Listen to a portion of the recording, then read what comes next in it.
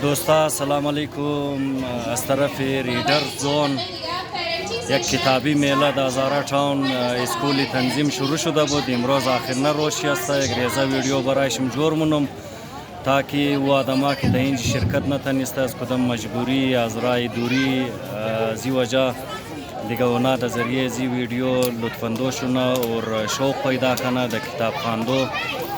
یه وقت آقای صالحیم که نظمو است. آقای صالحی بگینی پروگرام کی شروع شده بود؟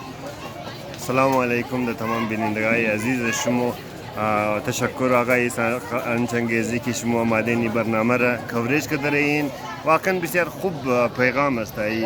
دیگه این سومین روزیه که روز جمعه هفته این امروز یک شنبه است که شروع و امروز اختتام روزی است.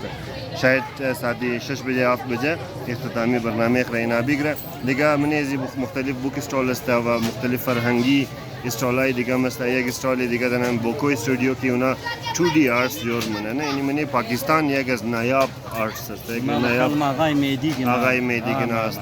او یک از نایاب هنرایی است نه که من پاکستان است و این هنرها بسیار آسانی یاد گرفته نمیشه. یعنی من دیجیتال آرت بسیار خوب هنر است. دیگه اگر زنا میگن چطور اینجا مردم زیاد میاد اینجا؟ مردم البته خوبه ده تعداد زیاد هم ده لیکن از خاطر گرمی بعضی کسا کمتر هم ده نسبتا. تشکر آقای صالحی جور باش. این وقت آقای صالحی موجود است. از پنجاب یک دوست از مو آمده وزیر الله انجم کوکر. اینا یک سیاسی کارکون هم است در علاقه خود تعلقش از پاکستان پیپلز پارتی.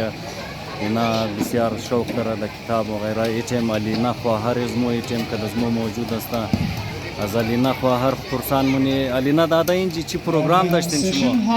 اینجا خوب پروگرام یا نمایشگاه 3 روزه از طرف ریڈر زون است که این نمایشگاه دقیق میایه کمپاین کتاب میکنه، میایه از داشته های فرهنگی، ادبی، نویسنده های مختلف و شخصیت های مختلف می نویسه و برگزار میکنه و همه قسم پروگرام هایی که در حال گرفتن در این 3 روز پروگرام های معلوماتی هست که در مورد ادبیات، شعر، شاعری، فیلم و از همه گذشته در مورد اسکولینگ سیستم است و من فکر میکنم که این رقم پروگرام ها من جامعه از ما و شما کم است که باید هرچی بیشتر گرفته شود و به ابتکار جوانان هزاره زیادتر شود تا باشه که مردم ما از این کارهای خوب مستفید شود و نزدیک خود را احساس کنه با کتاب، ادبیات، داستان، فیلم و همچنان موسیقی.